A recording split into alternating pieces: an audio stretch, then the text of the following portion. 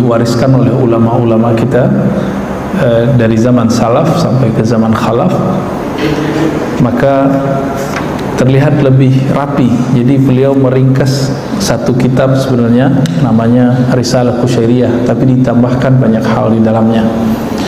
Sebelumnya mari kita baca surah Al-Fatihah. Semoga Allah membuka qalbu kita, pikiran kita, merendahkan hati ini supaya mampu menerima hakikat-hakikat dari Allah Subhanahu wa taala.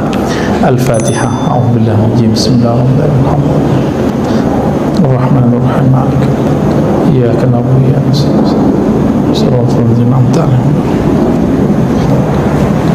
Di pertemuan pertama kami menghantarkan tentang Islam, iman, ihsan. Tentu masih ingat sebagiannya. Islam, iman, ihsan. Islam melahirkan ilmu namanya fiqih. Dalam fiqih itu orang kalau ingin memahami hukum yang zahir, dia punya jalan namanya mazhab. Maka mustahil kalau ada orang hari ini tidak mau bermazhab.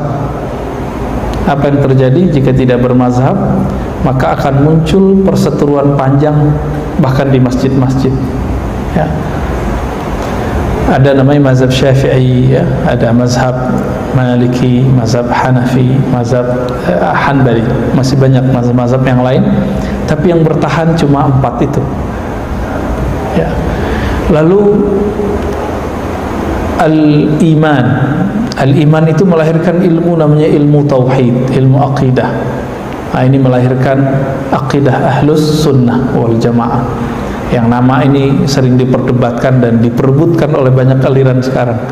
Kenapa? Karena Nabi menjamin kulluhum finnar illa firqa wahidah. Semua umatku itu nanti masuk neraka kecuali satu kelompok, yaitu ma'ana alaihi wa ashabi, yang ikut aku dan sahabatku. Diterjemahkan dalam bahasa akidah dengan ahlus sunnati wal jamaah. Karena ini diperdebatkan, diperebutkan, banyaklah hari ini orang ngaku ahlus sunnah itu, ya. Dan tolong hati-hati, ahlus sunnah itu juga mempunyai madrasah-madrasah. Disebutlah madrasah Imam Thahawiyah, ada madrasah Imam Asy'ariyah, ada madrasah Imam Al-Maturidiyah. 3 madrasah itu sekarang yang populer cuma 2, Asy'ari, Maturidi. Maka ada orang ingin menyusup ke yang ketiga itu, yang Tahawi. Diambillah teks Imam Tahawi, lalu mereka talbis, mereka manipulasi teksnya sehingga terkesan akidah mereka masuk bagian akidah Imam Tahawi. Akhir banyaklah santri-santri mahasiswa pulang dari beberapa wilayah di Timur Tengah, ya. Ada satu negara yang mengajarkan kitab itu. Pulang-pulang mereka kemudian membatalkan akidah Asy'ariyah Maturidiyah yang kita kenali dengan sifat 20. Ya, pernah belajar ya Bapak Ibu? Masih diajarin nggak di sini? Udah enggak, ya? Atau nggak boleh ngaji itu di sini? Harus ada Pak yang ngaji itu di sini. Ngaji ahlus sunnah yang sahih itu. Kalau enggak nanti diganti ahlus sunnah antum. Nanti berubah istilahnya. Namanya 3 tauhid. Uluhiyah, rububiyah, asma wa sifat. Itu sudah isinya, kontennya, istilahnya tidak masalah, tapi isinya, definisinya itu bertentangan dengan yang tadi. Dan mereka menyebut inilah yang ahlus sunnah, yang ini tidak ahlus sunnah, yang kita pelajari dari kecil itu. Kita kan belajar ya, Allah wujud, qidam, baqa, itu dibatalkan semua sama mereka, ya. Bahkan yang muda-muda di kalangan mereka, ya nggak jauh lah umurnya dari saya, ada yang tua dikit, ada yang mudaan dikit, mengatakan apa? Pengikut Asy'ariyah sesat. Mereka sudah berani sekarang ngomong begitu di TV-TV-nya, di radio-radionya, di YouTube-YouTube-nya, ya, di sosmed-sosmed mereka mengatakan apa? Aqidah Asy'ariyah sesat. Kalau sudah begitu, apa jadinya umat nanti? Ya, dan sekarang anak-anak muda sudah berani ngomong begitu, ya. Orang-orang yang ingin menjadi orang soleh, lalu mereka mencari kajian, bingung di persimpangan jalan, mereka kemudian membukalah channel-channel YouTube, yang ketemu yang begitu-gitu Pak, Akhirnya baru beberapa bulan, beberapa tahun ngaji lewat YouTube, lewat TV, channel-channel tersebut, sekarang mereka berani mengatakan bahwa Asy'ariyah sesat. Nggak sadar, efek ngomong begini itu nggak sadar bahwa yang mengislamkan negeri ini terbanyak itu ulama-ulama yang akidah Ahlussunnah dengan madrasahnya Asy'ariyah dan Maturidiyah. Wali Songo semuanya Asy'ariyah. Ya, gimana tuh Pak? Kiai-kiai Indonesia rata Asy'ariyah. Yang membangun NU Muhammadiyah Asy'ariyah. Kalau kita bilang Asy'ariyah sesat, berarti pendiri NU Muhammadiyah sesat nggak? Rela nggak? Antum ini, Bapak Ibu ini, ketika imam-imam kita ini disebut sesat oleh mereka, mau diem? Mau diem nggak? Atau kita harus bertindak? Kita harus bertindak dengan cara yang positif. Mereka buat kajian, nih kita buat kajian. Nggak usah digerebek Pak, nggak usah ya. Mereka buat taklim, kita buat taklim ya. Mereka punya channel YouTube, ya antum harus punya juga. Mereka yang belum kita punya TV ya. Ada satu TV, tapi dulu pernah ada orang Syiah masuk di dalamnya. Akhirnya dituduhlah semuanya Syiah. Udah dibersihin Pak, sekarang udah gak ada Syiahnya, tapi masih kena cap. Itu mungkin ngerti maksud saya ya. Itu tentang akidah Ahlus Sunnah. Akidah Ahlus Sunnah ini tidak sempurna jika tidak ada namanya ihsan. Maka Islam, iman, ihsan. Kenapa? Akidah Ahlussunnah itu hanya menteorikan sifat Allah, menghafalkan sifat Allah, Allah wujud qidam baqa. Sedangkan ihsan itu merasakan yang punya sifat, menghadirkan yang punya sifat Allah Ta'ala yang maha mulia, maha sempurna ke dalam diri kita. Allah kan maha dekat, tapi kenapa tidak terasa dalam diri? Ini yang disebut dengan ihsan. Maka Nabi mendefinisikan ihsan apa? Engkau beribadah seakan memandangnya, jika tidak engkau merasa dipandangnya. Kalau udah masuk ke sini, perdebatan hilang. Tadi rame ya. Tadi saya bahas tentang Ahlussunnah, alirannya panas nggak kepala tuh? Panas Pak. Emosi kita naik. Emang begitu tabiatnya ilmu akidah itu, bikin kita agak emosian dikit Pak. Tapi membuat kita lebih waras. Tidak sembarangan mengkafirkan orang atau membid'ahkan orang atau menganggap orang syirik. Baik. Semua ilmu ini Islam, iman tidak sempurna jika tidak sampai ihsan.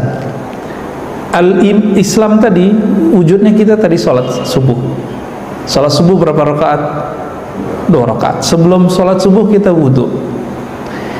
Rangkaian sholat itu siapa yang kita sembah diteorikan dalam ilmu akidah. Bagaimana sebenarnya yang disembah itu? Maka dirasakanlah dengan al-ihsan. Ilmu al-ihsan ini melahirkan suatu sikap para sahabat yang disebut zuhud. Ilmu kezuhudan ini memunculkan satu ilmu yang sekarang orang malu menyebut namanya, yaitu tasawuf. Gitu. Sekarang diganti nama Pak, Tazkiyatun Nufus. Ketika kita buka kitab Hadaiqul Haqaiq, ternyata Tazkiyatun Nufus hanya satu bab di sini. Gak cukup modalnya itu. Karena diri kita tidak hanya nufus, nufus jamak dari nafs, jiwa. Diri kita ini, nah ini tolong dihafalkan, ini pernah saya sampaikan di beberapa tempat juga. Ada yang disebut jasad. Nih, tubuh yang ini, yang kasar ini, yang ada syahwat di dalamnya, ada emosi di dalamnya, ada nafsu di dalamnya. Nafsu bahasa Indonesia ya, bukan nafsu bahasa Arab. Jasad ini di dalamnya ada apa? Ada nafs. Apa arti nafs? Jiwa. Nah, jiwa ini dia punya beberapa tingkatan. Ada jiwa yang ammarah, bukan amarah. Amarah suka marah-marah. Kalau ammarah itu ammarah bisu, yang banyak menyuruh kepada keburukan. Itu si jiwa itu. Ya. Dan dia punya karakter yang banyak. Ya, nanti kalau udah mendingan namanya disebut lawamah, suka mencaci diri sendiri. Maka ditandain orang kalau habis maksiat dia kemudian menyesal, ini namanya lawamah. Benar gak? Berarti dia sudah naik. Kalau amarah ini mirip psikopat, orang salah tidak merasa salah. Naik lagi mulhamah, kadang soleh kadang tidak soleh. Kalau di masjid semangat sholat sunat, kalau nyampe di rumah hilang semangatnya. Di masjid semangat ngaji, di rumah hilang semangatnya. Kalau ketemu guru, ketemu teman, semangat untuk membangun iman dalam diri. Tapi kalau sudah sendiri, kemudian maksiat pun dilakukan. Ini namanya mulhamah. Kadang terilhami berbuat baik, kadang terilhami buat buruk. Orang ini hanya bisa diangkat menjadi mutmainnah jika dia rajin berzikir dan bimbing oleh ahli zikir. Nggak mungkin sendiri, Pak. Murid aja naik kelas harus ada wali kelasnya, harus ada gurunya. Masa nafs mau naik kelas nggak ada gurunya? Orang-orang kan egois, bilang, saya baca aja, saya ngaji di YouTube aja. Nggak bisa, itu masalah bukan ngaji di YouTube. Itu masalah adakah guide-nya yang akan membimbing kita berpindah dari nafs ke nafs. Jadi nafsu itu artinya apa? Bukan hawa nafsu, tapi gejolak jiwa. Nah, gejolak ini hanya bisa ditenangkan jika dia membaca nama Allah sesering mungkin, berpuasa seteratur mungkin, lalu naiklah dia ke nafs mutmainnah. Orang inilah nanti yang dipanggil di sisi Allah, ya ayyatuhan nafsul mutmainnah. Inilah yang disebut mati sebelum mati. Karena ini panggilan nanti kita sekarat, Pak.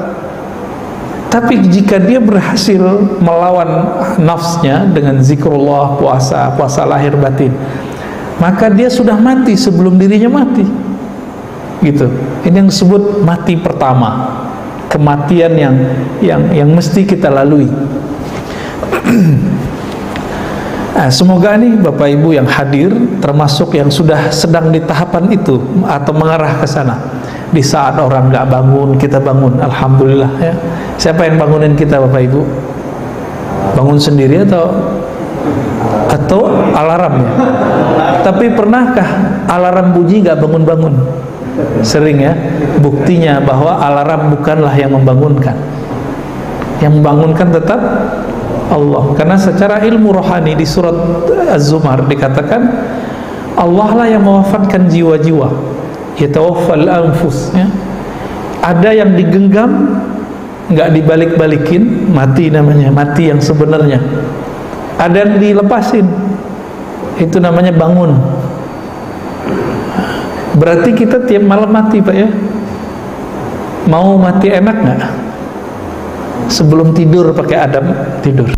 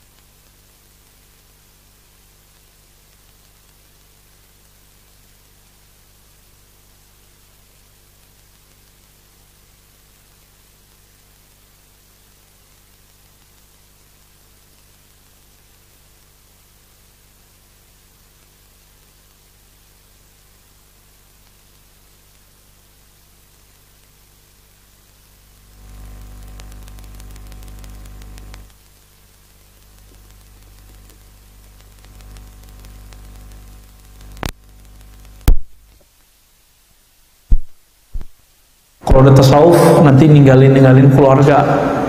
Kalau udah tasawuf nanti nggak sholat. Itu yang terbayang oleh orang awam. Kenapa? Nanyanya ke orang awam. Tasawuf ini ilmu spesial.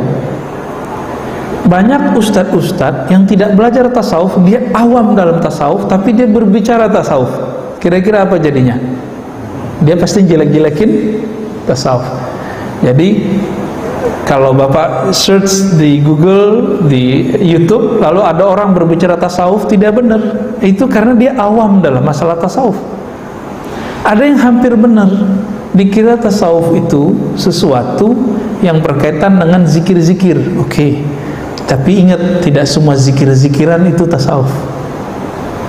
Ya, zikir itu setara dengan tazkiyatun nafs. Dia hanya salah satu bagian dari tasawuf. Hanya salah satu. Karena apa? Karena ada orang berzikir bukan untuk Allah. Ada zikir untuk kesaktian. Ada zikir supaya rezekinya lancar. Ada zikir supaya nggak kebaca oleh KPK, itu banyak tuh ya. Ada zikir supaya pilkada besok kepilih. Yang begini ini itu bukan zikir sufi, bukan zikir tasawuf. Jadi di kesempatan mulia ini saya ingin mengajak kita membaca lebih jernih. Itu bukan tasawuf. Ini saya bawakan kitabnya. Ini kitab tasawuf. Nggak ada Pak ketemu yang dibayangkan orang semua itu. Semua ini adalah ajaran Ahlus Sunnati wal Jamaah. Dalam fikih ada namanya istighfar. Astaghfirullah, astaghfirullah. Selama ini istighfar nggak Pak? Baca istighfar ya. Tapi dari mana kita tahu kita istighfar karena apa, untuk apa, dan sampai level mana? Itu tahunya pakai kitab ini nanti. Maka Imam Ghazali, Abu Hamid Al-Ghazali dalam Ihya Ulumuddin mengatakan, beda ilmu fikih dengan ilmu tasawuf itu satu aja.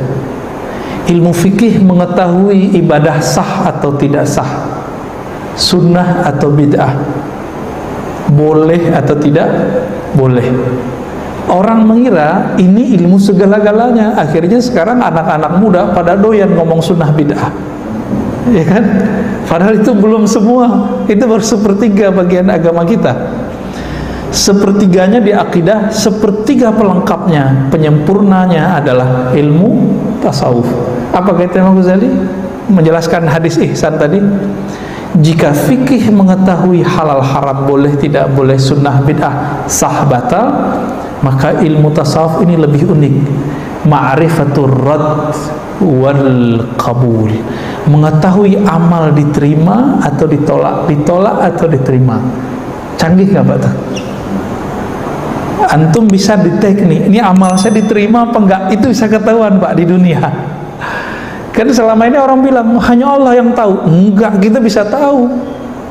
Ada indikatornya. Ada indikatornya. Ini sebagai contoh. Pengikut Imam Ghazali tapi udah belakangan, namanya Al-Imam Al-Kattani. Ya, dalam kitab beliau mengatakan Dairatul Kaun ya. Apa kata beliau? Ciri paling sederhana ibadah orang tidak diterima, contohnya sholat. Habis sholat langsung kabur Pak. Ini ciri-ciri sholatnya dilempar langsung sama dia. Pernah nggak ngeliat? Atau kita merasakan itu? Diusut, coba diingat-ingat. Kenapa saya buru-buru habis sholat bergerak ke arah lain, ke dunia? Karena di dalam sholat kita sudah ngancang-ngancang lagi mau jalan kemana, mau ke arah mana. Sholat begitu diterima nggak? Dalam surat Thaha ayat 14 Allah berfirman, aqimis salata lidzikri. Dirikan salat untuk mengingatku, menyebutku. Ini kita salat, kita ingat jalan keluar masjid. Nah, nanti aku kalau keluar lewat sini, ntar pernah begitu? Jujur aja Pak, nggak apa-apa kok. Ya sama kok kita. Saya juga pernah begitu. Ya. Emang begitu, itu syaitan kerja Pak. Apa kata syaitan dalam hadis yang sahih? Jika seseorang sholat, maka syaitan mengatakan uzkur kaza, ingatlah ini, ingatlah itu, ingatlah ini, ingatlah itu. Itu sebabnya banyak yang teringat kalau lagi sholat. Bener ya? Nabi sendiri kok yang ngabarin. Nabi sendiri yang ngabarin. Bedanya Nabi Muhammad sallallahu alaihi wasallam, setannya, korinnya sudah masuk Islam.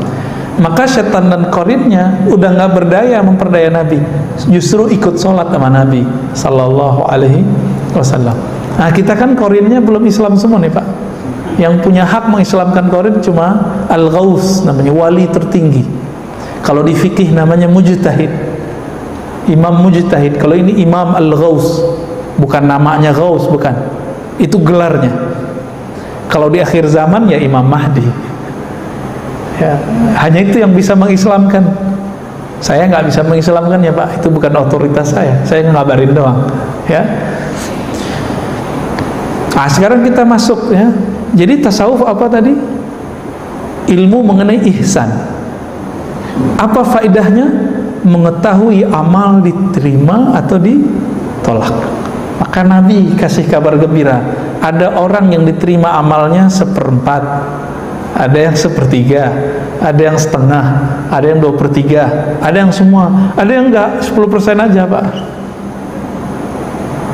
Kabar gembiranya Pak, alhamdulillah masih diterima lah walaupun cuma berapa gitu ya. Kita bisa tahu itu Pak. Habis sholat itu kita zikir. Kenapa habis sholat itu zikirnya istighfar? Kan kita sudah diampuni seharusnya.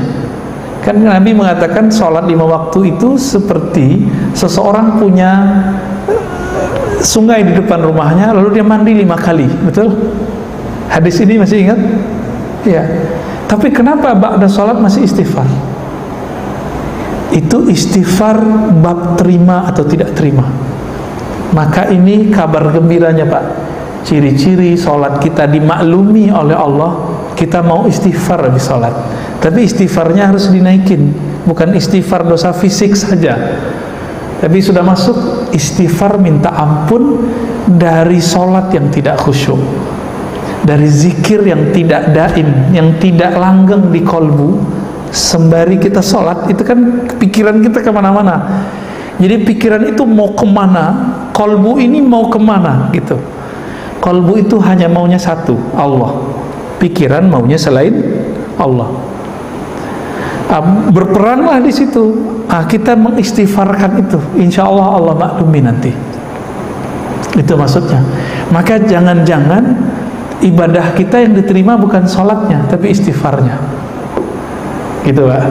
Nah, ini yang sering saya sampaikan ketika Nabi bersabda bahwa Allah berfirman dalam hadis qudsi, wahai hambaku, jika engkau tidak merasa berdosa, aku akan datangkan generasi baru yang merasa berdosa, lalu mereka minta ampun kepadaku, fa'aghfiru lahum, lalu aku ampuni mereka.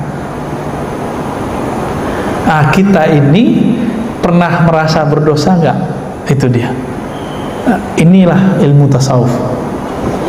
Cuma karena istilah ini ditolak banyak orang ya, jadi saya sekarang menjadi ghuraba Pak, jadi gharib ya, jadi asing udah. Karena ustadz-ustadz muda udah gak mau ngomongin ini, malu katanya, takut ditinggal jamaah. Bapak mau ninggalin saya? Kira-kira gimana? Mau ninggalin kan nih? Ya. Saya jawab, jadi ada orang ngomong saya, Ustadz, ente nggak takut nanti dihujat oleh kelompok fulan, dihujat oleh manhaj fulan? Ente nggak takut nanti ditinggal jemaah? Ada Pak yang negur saya begitu. Jawaban saya apa?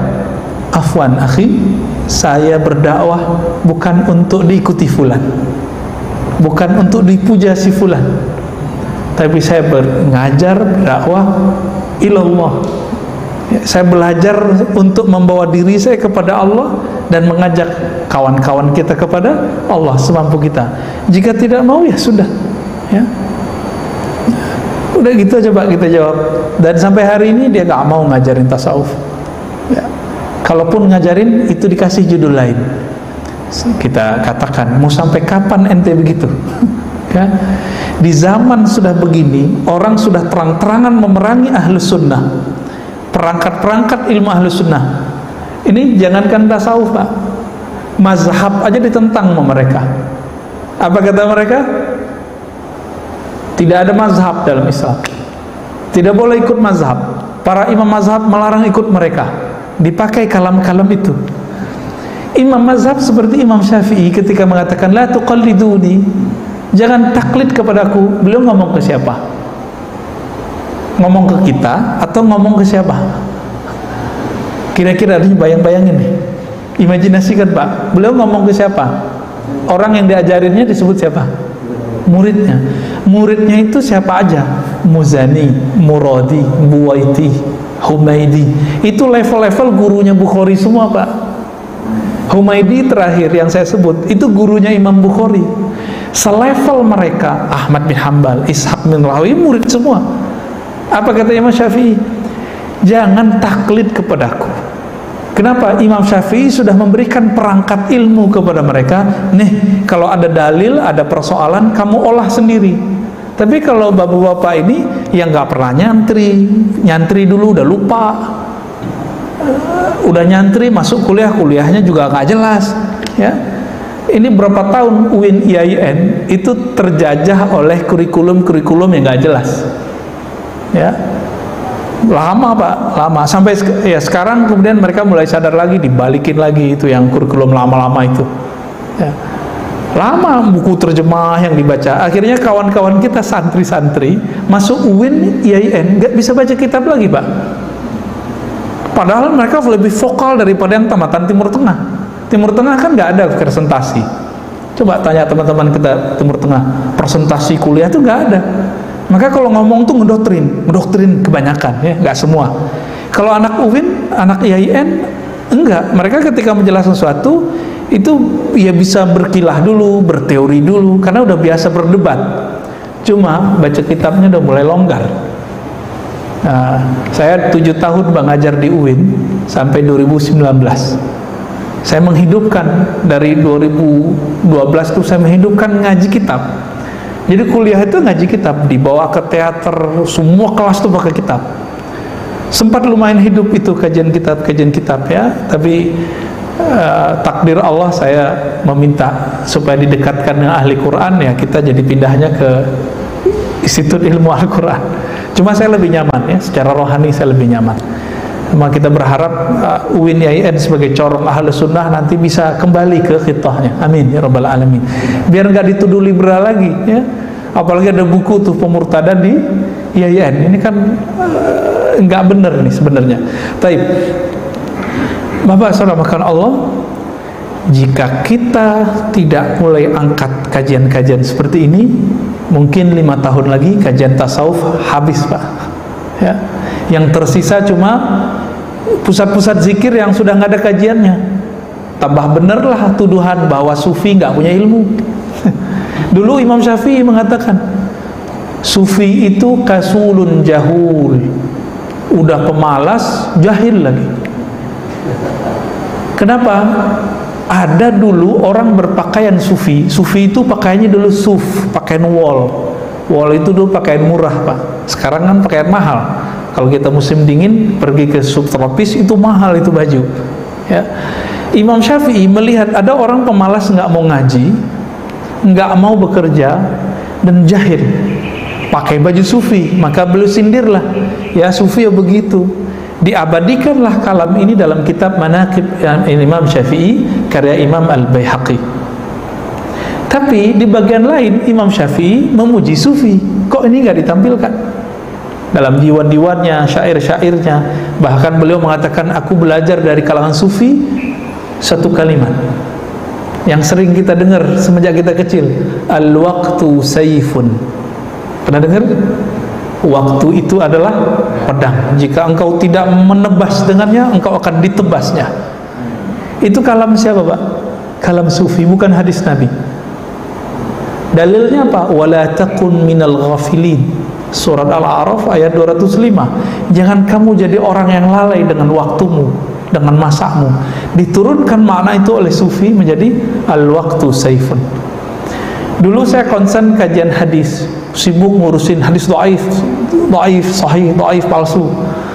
Ya, tapi jenuh juga Pak ya. Ilmu hadis itu kan ilmu alat, bukan ilmu maksud, bukan ilmu tujuan. Ada keras gitu di hati saya, merasa kok aku merasa kayak suka nyerang orang ya, nyerang ustadz siapa yang hadisnya nggak sahih gitu. Akhirnya saya kemudian kembali ke kajian ahli sunnah yang kajian akidah. Kajian akidah bertahun-tahun kita buat daurah. Ternyata nggak bisa juga menenangkan hati saya. Apa yang bikin tenang hati saya ketika belajar kitab ini, ilmu tasawuf. Nah, maka saya sedang berbagi sharing pengalaman ketenangan itu. Semoga nanti Bapak Ibu memburunya, mencarinya sendiri, ya, cari gurunya, cari ahlinya. Kita masuk saja ke kitab Al-Babul Awal, bab pertama. Bab pertamanya dimulai dari taubat. Apa arti taubat? Sering dengar kata taubat nggak? Kita biasanya sering bilang kalau teman kita jarang ke masjid, itu men lu taubat, kan gitu. Ya, itu bukan taubat, Pak. Bukan itu yang taubat. At-taubah itu kalau bahasa Arab ar-ruju', kembali, berbalik dari dosa, berpaling dari dosa. Ar-ruju' anidz dzamb. Dosa itu dibagi 3. Dosa fisik, dosa batin yang namanya nafsiyah, jiwa, kolbu, ada dosa rohani. Jadi tiga pangkat dosa. Dosa fisik ya mata yang nakal, telinga yang mendengarkan yang nggak benar. Nah ini orang awam semua udah beres. Bahkan orang-orang yang menganggap tasawuf ini ajaran sesat, mereka jarang punya dosa yang ini. Tapi ada dosa kolbu, dosa nafsiyah, merasa lebih pintar, itu sombong namanya, merasa lebih benar, merasa imamnya ahli bid'ah, dia ahli sunnah. Kan ada tuh jamaah yang begitu, ya. Hati-hati antum kalau begitu, kena tuh sudah, ya. Merasa kita yang sholat ini lebih benar daripada orang nggak sholat gitu. Merasa kita yang menikah ini lebih benar daripada orang-orang yang nakal di luar. Belum tentu. Masih ingat PSK di zaman Bani Israel? Allah ampuni semua dosanya cuma karena dia menyayangi seekor anjing. Kita yang sholat setiap hari ini, jangankan anjing, manusia aja kita nggak sayang. Mau jadi wali Allah dari mana? Ya. Jadi kadang-kadang Allah angkat seseorang jadi wali, kekasihnya, bukan dengan sholat, Pak. Sholat ini kewajiban badan sudah. Haknya badan kita emang sholat. Tapi Allah lihat kalbunya. Ketika si perempuan yang sangat banyak dosa ini, sangat hina lah kalau bagi orang awam, mungkin kalau orang agamawan menganggapnya, najis nih perempuan. Tapi kalbunya tersimpan nur rahmah, nur cahaya kasih sayang Allah, inti dari Rahman dan Rahim yang diulang-ulang di Quran. Bismillahirrahmanirrahim, Bismillahirrahmanirrahim. Kan diulang berapa kali, Pak, Bismillahirrahmanirrahim di Quran? 114 ditambah dengan surah An-Naml 114.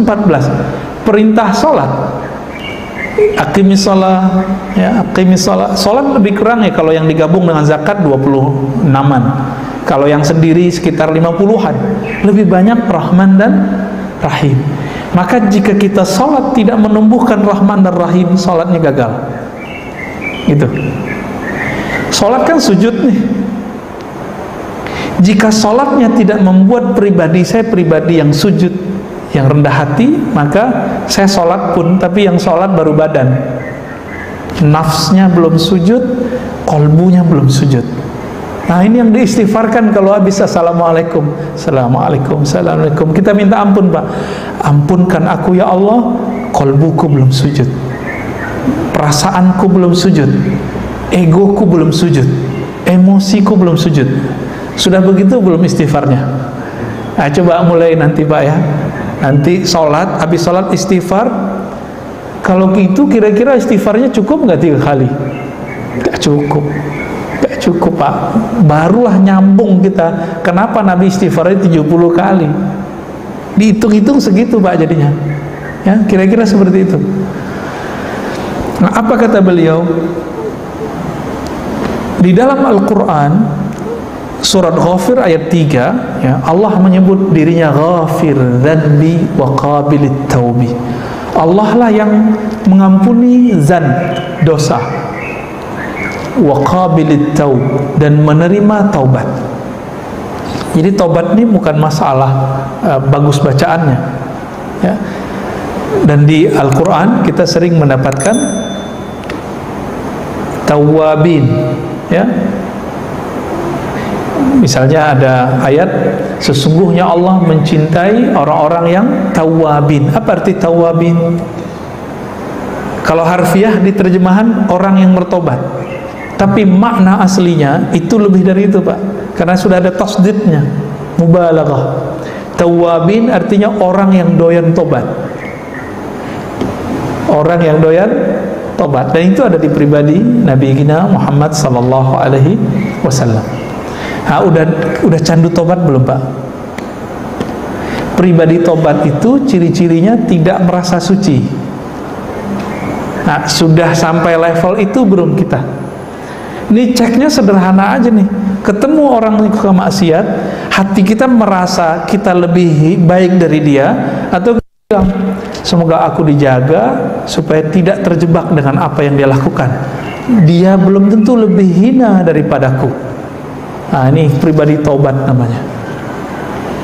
Tapi kalau kita jalan keluar, ibu-ibu yang berjilbab ini ngelihat orang nggak berjilbab, terus mengatakan, itu laknat, perempuan neraka, gitu. Udah keluar bahasa-bahasa begitu. Ini sama dengan kasus seorang ahli fikih yang didatangi algojo pembayaran. Jadi algojo bayaran ini. Jadi dia disuruh bunuh orang. Udah berapa yang dibunuh sama dia? 99. Ya. Kata algojo, kata si ahli fikih ini, ente udah bunuh 99 orang, nggak ada tobat bagimu. Dibunuhlah orang itu. Nah, nih, apa bedanya kita sama dia? Riwayat itu sindiran buat kita. Kalau ada orang pemaksiat, walaupun bunuh 100 orang, nggak boleh kita anggap dia hina. Siapa tahu hatinya sedang mencari kebenaran. Allah kan yang dipandang kalbu orang. Allah nggak pandang fisik kita, Pak. Sama sekali. Saya pakai begini nih, Allah nggak pandang. Pakai kopiah, Allah nggak pandang. Jenggot saya panjang, Allah nggak pandang. Yang dipandang kolbu saya lagi ngapain nih, ya. Kolbunya merasa bergantung kepada Allah, merasa hina di hadapan Allah, atau merasa lebih mulia daripada makhluk. Itu yang Allah pandang tuh. Nah, kita yang mana, Pak? Innallaha yanzuru ila qulubikum. Yang Allah pandang itu kolbumu, bukan serbanmu, bukan kopiahmu, bukan pakaianmu. Nah, makanya saya mengimbau kalau ngisi kajian training untuk para dai, kita ngajak, wahai tuan-tuan dai, para ustadz, para syekh, para kiai, tolong jangan sibuk di performan pakaian, sorban kayak gamis, enggak. Ente sibuk ngurusin kolbu. Gimana caranya? Sebelum jamaah kita bangun duluan. Ngapain? Istighfar, Pak, kerjaannya. Ini yang disebut dalam surat Zariyat, ya. Wabil asharihum yastaghfirun. Ciri-ciri penghuni surga itu ketika orang tidur, dia bangun, ngapain? Yastaghfirun. Mereka merasa berdosa, mereka minta ampun kepada Allah. Nah, ini Bapak Ibu saudara makan Allah, walaupun Bapak sebagian bukan dai, bukan ustadz, bukan guru, coba amalkan itu. Itu dijamin masuk surga udah. Ya, ayatnya jelas, ya. Bahwasannya penduduk ahli surga itu amalannya yastaghfirun, mereka minta ampun di saat orang sedang tidur. Artinya dia nggak bisa tidur karena kepikiran dosa. Kenapa kita bisa tidur, Pak? Karena kita lupa sama dosa kita, benar nggak? Nah, inilah nikmat dari Allah, namanya lupa. Jadi lupa itu untuk manusia kesempurnaan, bagi Allah itu kemustahilan. Nggak mungkin Allah bersifat lupa. Tapi bagi kita itu sebuah kesempurnaan. Coba kalau kita ingat semua orang yang nyakitin hati kita, Pak, bisa tidur nggak? Nggak bisa. Kita ingat semua orang yang pernah berkata kasar, kita nggak bisa tidur. Apalagi ibu-ibu nih yang hatinya lebih lembut dari bapak-bapak yang pernah dulu sakit hati, putus cinta atau bercerai. Kalau Allah nggak kasih lupa, itu nggak bakal bisa tidur. Maka lupa itu kesempurnaan bagi kita. Nah, saat kita lupa itu, Nabi beristighfar dari kelupaan itu. Ya Allah, aku minta ampun karena aku lupa kalau aku berdosa. Nah, itu istighfar juga tuh. Nah, orang kalau sudah tahu nih celah-celah istighfar, ternyata banyak yang perlu kita istighfarkan, baru dia disebut tawwabin. Ya. Maka orang begini, karakter keduanya tidak pernah putus asa dari rahmat Allah. Ini disebut dengan tawwabin. Mau segunung, setinggi langit dosanya, dia masih ada harapan. Allah pasti bisa mengampuniku. Ya, bukan berarti dia kemudian enak-enakan maksiat, enggak. Dia setiap kali salah dia punya harapan, husnuzan kepada Allah SWT. Lalu beliau mengatakan di sini, ya, apa hukum taubat? Selama ini istighfar hukumnya apa? Yang kita tahu, sunat ya? Enggak, Pak. Dalilnya apa? Dalam surat An-Nur ayat 31 Allah berfirman, wa tubu ilallahi jami'a ayyuhal mu'minun, bertobatlah kepada Allah semuanya wahai orang-orang beriman. Ini perintah bukan? Berarti wajib. Maka beristighfar, bertaubat itu wajib hukumnya. Lalu dikatakan oleh beliau, at-taubah itu ada tingkatan-tingkatannya, ya. Ada model-modelnya. Ada orang yang ciri-ciri diterima tobatnya, dia bisa melupakan dosanya. Ada yang kedua, ciri-ciri orang yang diterima tobatnya, dia tidak bisa lupa dosanya. Ternyata ini perbedaan antara dua guru dan murid. Jadi suatu kali Imam Sari Sakti, gurunya Imam Junaid, itu ditanya, apakah tobat yang diterima itu wahai Tuan Guru? Apa jawaban beliau? Antansa dzanbak. Kamu bisa move on, melupakan dosamu, lalu kamu bisa membuat lembaran baru. Ini menurut Imam Sari Sakti. Kalau Imam Junaid, muridnya apa? Muridnya lanjutan dari yang tadi. Ketika ditanya, gurunya sudah meninggal. Menurut gurunya begitu, tapi ketika beliau menjelaskan kepada murid-muridnya, taubat itu ketika engkau selalu ingat bahwa engkau berdosa. Nah, beda kan terjemahnya? Engkau mengingat dirimu bahwa dirimu adalah pendosa, sehingga merasa hina terus di hadapan Allah Subhanahu wa taala. Allah ketika nyuruh kita baca Quran, perintahnya apa? Fasta'iz billahi minasyaitonir rajim. Berlindunglah kepada Allah dari setan yang terkutuk. Kenapa? Karena banyak orang baca Quran ada riya dalam dirinya. Banyak orang baca Quran, dia merasa lebih benar dari orang lain. Mau imam, mau jamaah sama. Semoga kita nggak masuk ke bagian yang itu, ya.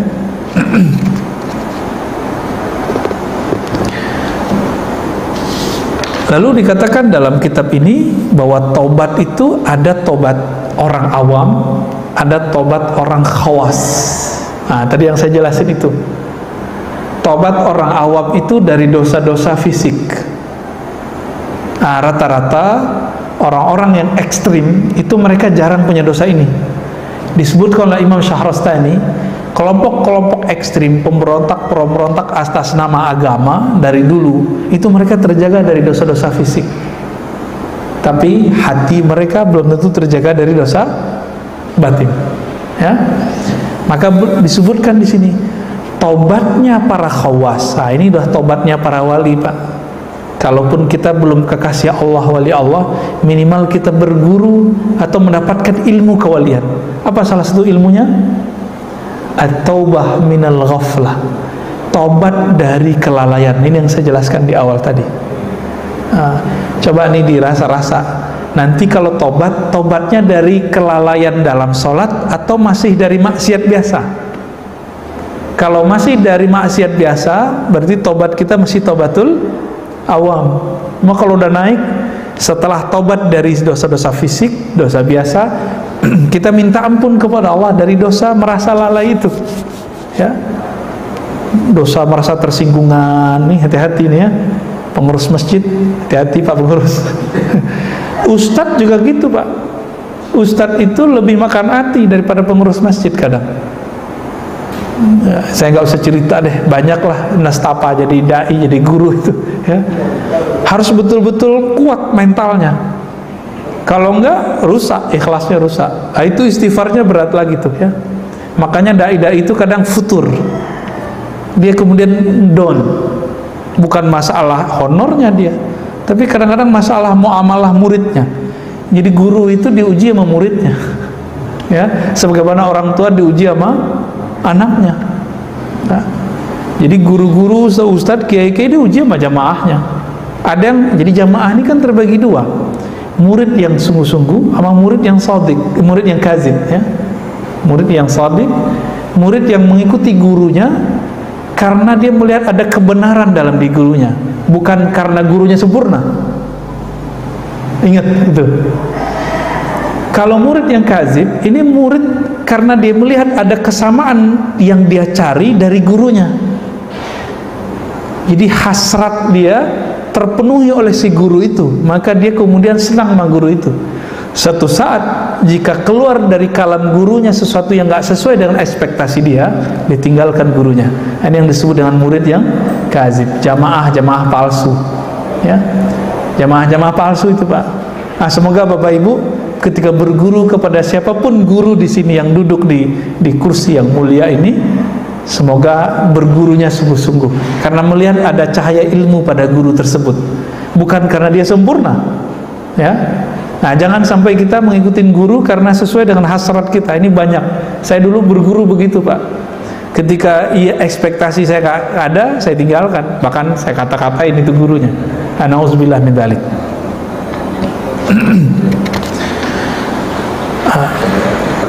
Dari online. Taib.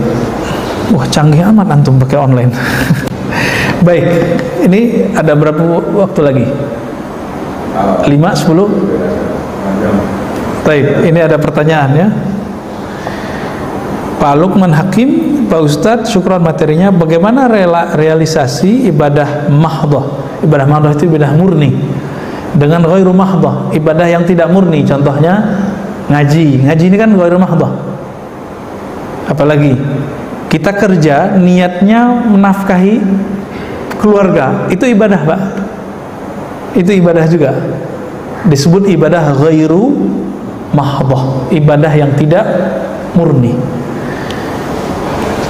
Apa yang kita harus lakukan dalam merealisasikan ibadah mahdhah dan ghairu mahdhah ya? Di mana kebanyakan kami adalah orang awam. Nah, jadi beliau lagi bertanya tentang cara menerapkannya.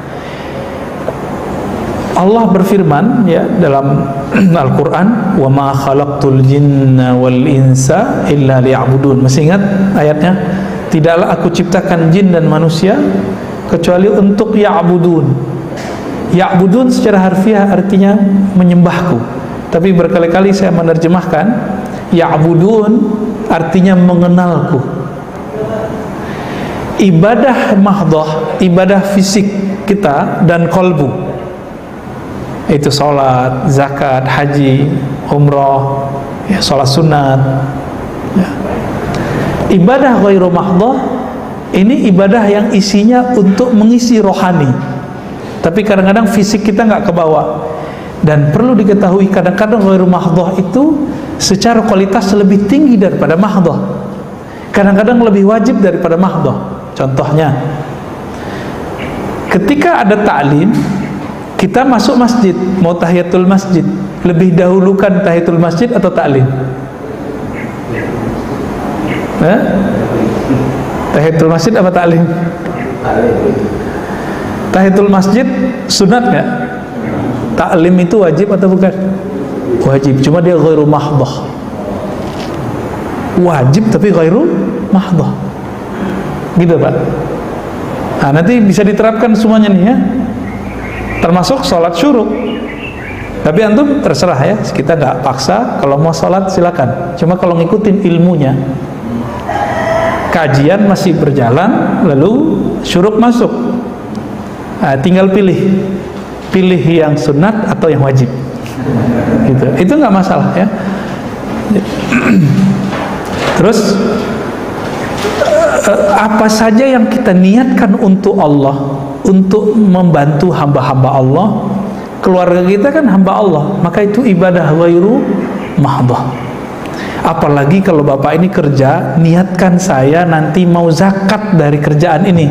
Udah pak, itu dari awal berangkat sampai bulan besok dapat gaji, itu semua dihitung ibadah, ya, dihitung ibadah semua.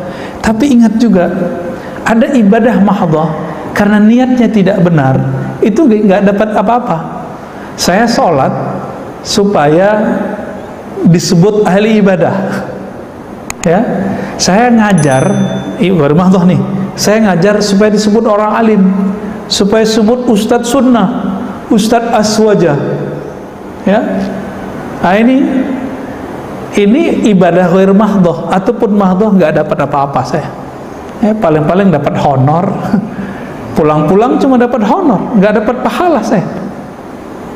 Nah inilah kejadian guru-guru di madrasah, kiai-kiai di pesantren. Kalau mereka tidak main kolbunya di sini, realisasi mahdhah ghair mahdhahnya tidak berhasil. Tujuan dia mengenal Allah tidak berhasil. Tadi coba diartikan, aku ciptakan jin manusia, tidaklah aku ciptakan mereka kecuali untuk mengenalku. Maka semua aktivitas mengenal Allah itu adalah wajib. Mau bentuknya ta'lim, mau bentuknya zikir, mau bentuknya sholat, maka kita nggak perlu benturkan. Kalau ada teman kita tadi waktu masuk masjid dia sholat sunat dulu, padahal kita lagi ta'lim, nggak masalah pak, biarin. Kenapa? Mungkin dia menganggap itulah mengenal Allah, nggak ada masalah. Sama misalnya antum lagi ta'lim, masuk syuruk, ada orang sholat sunat, berarti mungkin itu pemahamannya, itu tidak masalah juga. Tapi kalau ngikutin ilmu ma'rifatullah, mengenal Allah sesaat itu lebih afdal dari 1000 rakaat. Dalilnya mana? Ada dalam Sunan Ibnu Majah, ya. Dalam Sunan Ibnu Majah disebutkan 2 riwayat. Satu riwayat menyebutkan satu bab ilmu lebih utama daripada 100 rakaat. Di riwayat kedua lebih utama daripada 1000 rakaat. Satu 100, satu 1000. Ini cuma menunjukkan kualitas. Tergantung ilmunya ngarahin kemana nih, ngarahin mengenal Allah atau mengenal selain Allah. Jika mengenal Allah, maka satu nafas yang kita tarik saat kita ngaji lebih afdal daripada 1000 nafas yang kita tarik waktu kita ibadah. Berarti ibadah ini 2, ibadah fisik bernama ya kita sedekah, kita sholat. Ada ibadah ruh. Apa ibadah ruh? Ma'rifatullah, mengenal Allah SWT. Nanti pak, kalau Allah izinkan kita masuk surga, bapak akan ingat kalam saya ini. Kalau kita masuk surga, amin. Yang kita rindukan nanti ketika masuk surga 2 aja, saat zikir sholat. Yang paling dirindukan lagi saat kita ngaji ma'rifatullah. Saat-saat itu yang akan dikenang, zikir sholat, ma'rifatullah, mengenal Allah. Kita akan merindukan itu, ya. Dan kita menyesal, ya Allah, kenapa dulu hidupku tidak dihabiskan untuk mengenang Engkau di dunia, untuk bermakrifat kepada Engkau, untuk sholat kepada Engkau di dunia. Jadi tolong pak, besok kalau kerja berangkat zikir aja di jalan, ya. Radionya kecilin aja. Selesain dulu wirid. Nih saya ijazahkan wiridannya. Pertama istighfar 100. Ini wirid para sahabat Nabi, kemudian dirumuskan oleh Imam Abdul Hasan Asyadzili. Pertama apa? Istighfar 100, sambil jalan aja, ya. Lihat aja tuh jamnya, kira-kira kalau udah 3 menit selesai, 3 menit atau 5 menit selesai, 15 menit doang atau 20 menit. Yang kedua, la ilaha illallah. Sama kan zikir-zikir lama juga kan. Ini yang kita sebut di khutbah kemarin. Jika ada orang membaca la ilaha illallah, ada orang baca gitu dari kalbunya, Allah kan selalu mandang kalbu kita. Untuk orang yang membaca ini, Allah berikan pandangan istimewa. Di belahan langit dan bumi, Allah sekedar memandang dengan keistimewaan rahmatnya, bahwa orang ini diangkat jadi kekasihnya. Ini nanti bapak sambil nyetir bisa jadi waliullah, ya. Jadi jadi waliullah mudah pak. Yang penting bacanya lisan baca, kalbu mengikuti. Tapi walinya baru wali umum, ya, belum wali khusus. Wali khusus ada tugasnya kerohaniannya. Gak kuat antum itu, ya. Wali khusus itu ada tugas berat. Tugasnya kalau muallim itu siap dibenci orang, ya, siap mendatangi tempat-tempat yang tidak ada materi di situ, ya. Di situ hanya menghabiskan materi kita. Ada Pak nanti orang-orang begitu tuh ada. Itulah Nabi. Nabi kan datang ke mana-mana. Itu pakai dananya, pakai dana sahabat. Habislah dana mereka untuk dakwah. Puncaknya jihad. Ini dakwah belum ada, udah jihad-jihad aja ya. Hayya alal jihad, ya. Ke laut aja kalian tuh ya. Orang belum ngaji bab tentang apa itu ibadah dengan benar, mereka sudah buat hayya alal. Mana ada di kitab fikih, di kitab hadis hayya alal sholat diganti hayya alal jihad. Itu bid'ah itu Pak. Itu yang finnar kata Rasulullah itu. Ya. Man ahdatsa fi amrina hadza ma laysa minhu fawarat. Yang membuat-buat hal-hal yang tidak dilakukan, yang tidak ada dasarnya dalam agama ini, tertolak. Kullu bid'atin dalalah wa kullu dalalatin finnar. Ya, hadis Tirmizi. Di Imam Muslimnya, iyyakum muhdatsatil umur. Jauh-jauh perkara baru. Apa itu? Kullu muhdatsatin bid'ah. Segala sesuatu yang baru yang tidak ada dalilnya bid'ah. Nah, ini bahaya ini. Semangat jihad tapi nggak pakai ilmu. Karena nggak punya makrifat jihad. Jadi jihad itu ada makrifatnya juga. Sehingga jelas kita berjuang untuk apa, dengan cara apa, kapan waktunya itu ada. Main buru-buru aja Imam Mahdi keluar ya. Belum Pak, tunggu dulu, Imam Mahdinya masih sembunyi. Ya, masih disembunyikan Allah. Sabar-sabarlah ya. Pertanyaan kedua, Nabi Muhammad kan maksum, tidak punya dosa. Dosa apa yang ditobatkan, yang beliau baca saat istighfar? Itu dosa yang disebut dalam hadis, innahu la yughanu ala qalbi. Hadis ini sahih ya. Sesungguhnya ada ghain yang menutupi kalbuku. Apa arti ghain? Nurun, cahaya yang menyilaukan kalbu Nabi. Fa'atubu ilallah wa astaghfiru ilaihi 70 marrah. Maka aku bertobat minta ampun kepada Allah 70 kali. Jadi Nabi dapat nur ilmu, nur dibukakan alam langit, alam bumi Pak kepada Nabi. Ketika Nabi melihat itu, Nabi istighfar. Kalau kita kan pengen ya, penasaran ya ngelihat alam lainnya. Bener. Penasaran nggak ngelihat surga? Nabi ngelihat surga itu yang disebut ghaib. Nabi ketika dibukakan oleh Allah, tersingkaplah ini surga, ini neraka. Disebutkan dalam hadis Imam Tirmizi, Imam Bukhari. Ketika Nabi lagi mimpin sholat, tiba-tiba beliau maju ke depan dan tangannya kayak memetik sesuatu, tapi tiba-tiba beliau mundur, kayak ketakutan sesuatu. Ketika sholat beliau cerita, tahukah kalian kenapa aku maju dan ingin memetik sesuatu? Aku melihat ada pohon-pohon surga dan buah-buahannya. Tiba-tiba aku ingin memetiknya. Lagi sholat tuh. Coba kalau imam kita begitu kan, sholatnya nggak selesai-selesai Pak. Tiba-tiba dalam waktu sekejap berubah. Allah ganti yang dilihat Nabi adalah neraka. Maka beliau mundur. Nah, Nabi memandang itu tersilaukan oleh akhirat. Ini yang disebut ghain. Maka Nabi minta ampun karena beliau sempat terobsesi ngambil buah-buahan surga. Itu aja Nabi istighfar. Ya, kalau kita pengen surganya ya, maka istighfar kita masih jauh di bawah istighfarnya Nabi Sallallahu Alaihi Wasallam. Kira-kira begitu. Jadi Nabi tidak ada dosa fisik udah nggak ada. Yang meyakini Nabi berdosa, dosa kecil itu Syekh Ibnu Taimiyah. Maka dibantah, masuk penjara beliau di zaman hidupnya.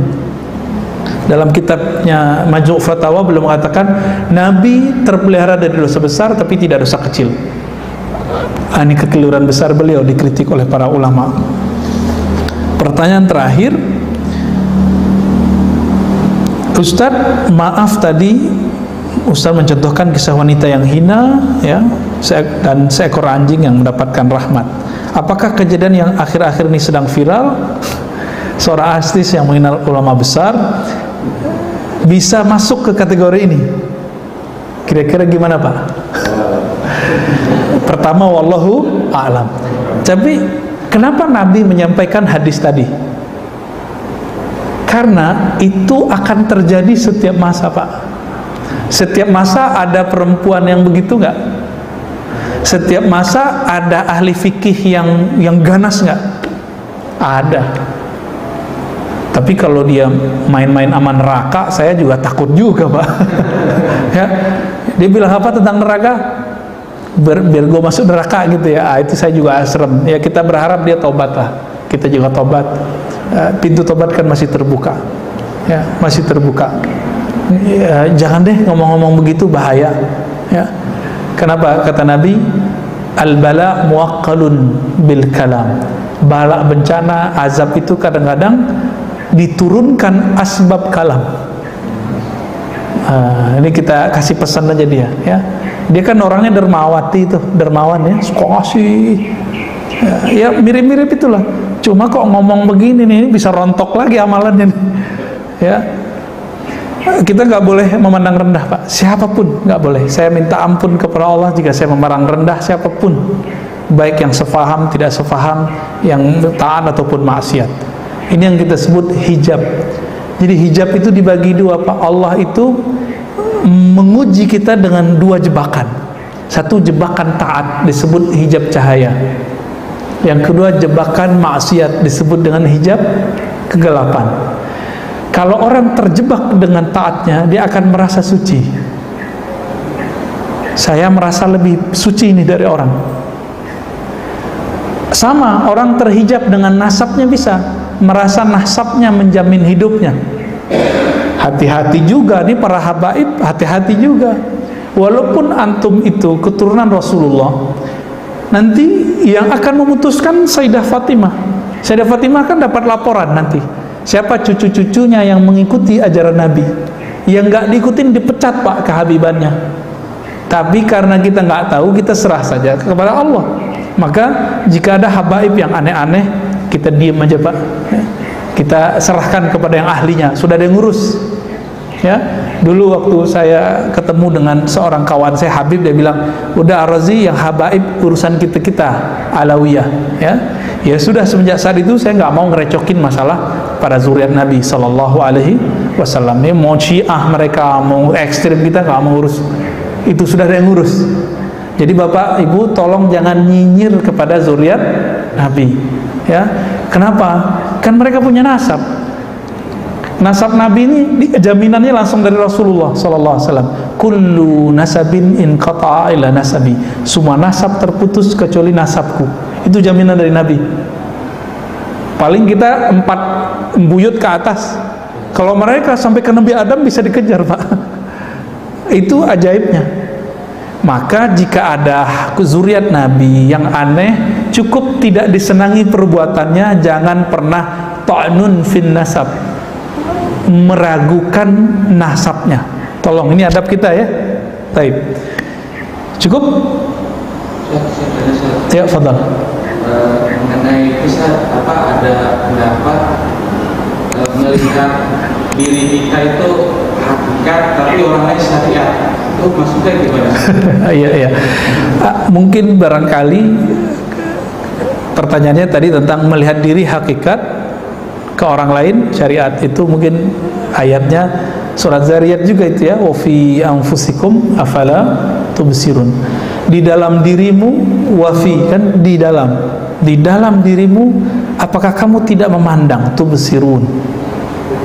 Nah, ini yang disebut pandangan tadi, hakikat ya. Istilah syariat, tarekat, hakikat, ma'rifat itu istilah ulama. Kalau bahasa kita sederhana ya, syariat itu pakaian tubuh, tarekat itu latihan jiwa, hakikat itu pencapaian kolbu, ma'rifat itu kebahagiaan ruh. Ma'rifat itu ilmu artinya. Ilmu, maka disebut ma'rifat. Untuk apa orang berlatih zikir? Supaya dapat ilmu. Untuk apa orang ngaji? Supaya dapat ilmu. Semuanya itu dapat ilmu. Jadi tidak salah istilah begitu ya. Ada lagi? Tadi itu baru 2 saja yang tadi dikasih baru apa? Oh ya, zikirnya ya. Astaghfirullah 100 kali, la ilaha illallah 100 kali. Yang ketiga, salawat 100 kali. Yang pendek aja, sallallahu ala Muhammad. Pendek ya, nggak usah dihafal-hafalin. Kalau lebih bagus, Allahumma shalli ala Muhammad wa ala ali Muhammad. Boleh pakai Sayyidina Muhammad, boleh tidak.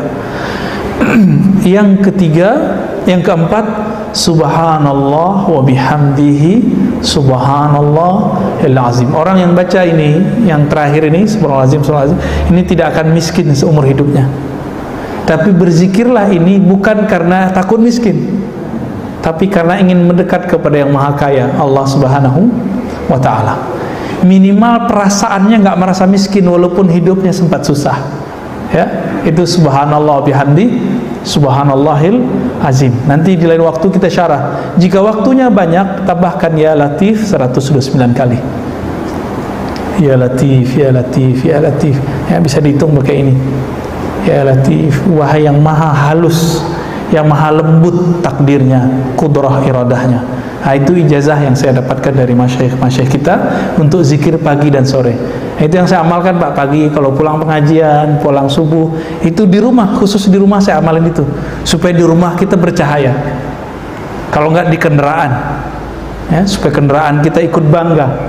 Jadi dimanapun tempat kita berzikir, itu tempat itu nanti jadi saksi. Dan mereka mengatakan, wahai benda-benda selainku, saksikan bahwa aku sedang ditempati oleh orang yang berzikir. Begitu dalam riwayat Imam Ibnu Mubarak dan hadisnya hasan. Semoga kita termasuk yang mereka banggakan itu.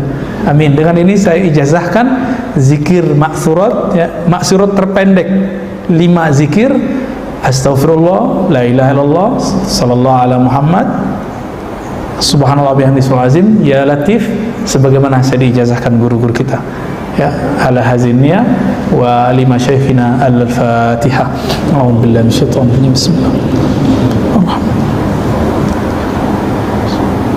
Bismillahirrahmanirrahim.